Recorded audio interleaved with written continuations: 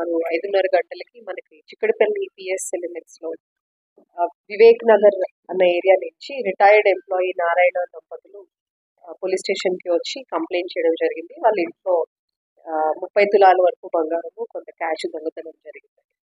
ఇమీడియట్గా మనము చిక్కడపల్లి డివిజన్ నుంచి క్రైమ్ టీమ్స్ అట్లనే టాస్క్ ఫోర్స్ టీమ్స్ కూడా ఫీల్డ్లోకి దించడంతో ఈరోజు morning around 7 o'clock or 8 o'clock మనకి బాగ్లింగపల్లి ఏరియాలో సుందరయ్య పార్క్ దగ్గర ఈ అక్యూజ్డ్ ఇద్దరు కూడాను task force team and Chikkadpally police crime team వాళ్ళకి దొరకడం జరిగింది. వీళ్ళిద్దరు అనుమానాస్పదంగా ఉన్నారని చెప్పి ఆ చుట్టుపక్కల ఉన్నటువంటి జ్యువెలరీ షాప్స్ దగ్గర అటెంప్ట్ చేయడానికి ట్రై చేస్తున్నారు. సస్పిషన్తో వాళ్ళని వెరిఫై చేస్తే ఈ దొంగతనం కూడా కన్ఫెస్ చేయడం జరిగింది. ఇందులో భాగంగా మనం వెరిఫై చేస్తే A1 పేరు దార్ల నేహామియా అలియాస్ నేహామయ అలియాస్ బ్రూస్లీ. ఇతను native of Karnataka Dharwad reason. ఇక్కడ కొంపల్లి ఏరియాలో ఉంటూ అక్కడక్కడ తిరుగుతూ ఉంటారు. అయితే 13వ తారీఖు సాయంత్రము ఇతను చర్లపల్లి జైలు నుంచి విడుదలయ్యి వచ్చి వెంటనే ఈ దొంగతనముకి పాల్పడడం జరిగింది.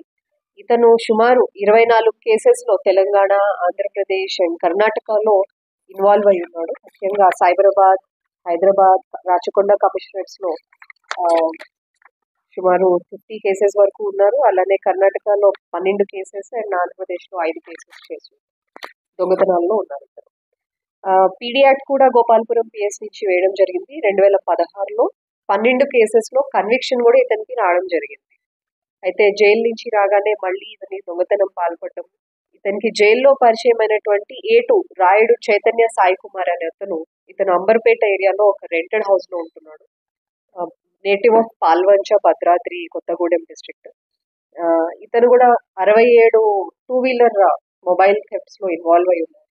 వీళ్ళిద్దరికి అక్కడ పరిచయం అవ్వడము, ఈ A1 బెయిల్ కోసము కొంత డబ్బు ఇవ్వడము. సో A1 ఎప్పుడైతే జైలు నుంచి బయటకు వచ్చాడో రాగానే నేను దొంగతనం చేశాను, కొంత అమౌంట్ నా దగ్గర ఉంది, నీకు ఇవ్వాల్సినది ఇస్తానని చెప్పి A2కి కొంత దొంగతనం చేసినటువంటి బంగారం నుంచి కొన్ని ఆభరణాలు ఇవ్వడం జరిగింది. ఈ అక్యూజ్ దగ్గర నుంచి కన్ఫెషన్ రికవరీలో భాగంగా మనం గోల్డ్ ఆర్నమెంట్స్ ఒక 25 tolas worth gold ornaments and 25,000 approx cash recover చేయడం జరిగింది.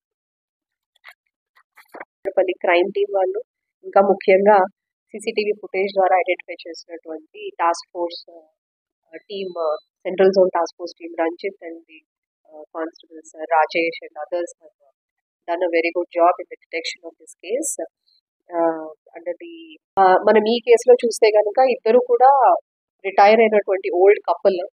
అయితే వాళ్ళు మెయిన్ డోర్ లాక్ చేసుకోకుండా ఉండడం వల్ల ఇతను 2-3 హౌసెస్ గోడ దూక్కుంటూ వచ్చి మెయిన్ డోర్ తట్టి చూసి క్లోజ్ ఉందా లేదా, ఓపెన్ ఉందా లేదా అని ట్రై చేసి అక్కడికి ఈ ఇంట్లో డోర్ ఓపెన్ చేసి ఉండడం వల్ల వెళ్ళి అతనికి అవకాశం కల్పించినట్టు అయింది మనమే. కాబట్టి ప్రజలకు విజ్ఞప్తి ఏంటంటే నైట్ టైమ్స్ ఊర్లు వెళ్తున్నప్పుడు ఖచ్చితంగా main doors, back doors, Windows అన్ని ప్రాపర్గా లాక్ చేసుకోవడము. తర్వాత ఆ రోజు శ్రావణ శుక్రవారం అని చెప్పి చాలా గోల్డ్ కూడా ఇంట్లో పెట్టుకుని ఉన్నారు.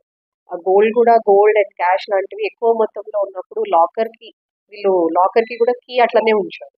సో లాకర్లో సరిగ్గా పెట్టుకోవడము, లేదా కుదిరితే ఎప్పుడు కూడా బ్యాంక్లో లాకర్స్లో దాచుకుని పెట్టుకోవడము.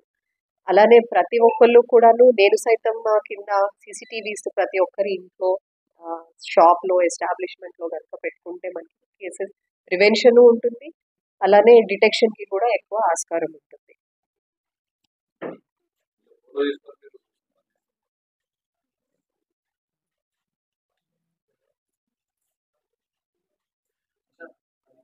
Whoever is involved in detection నుంచోండి.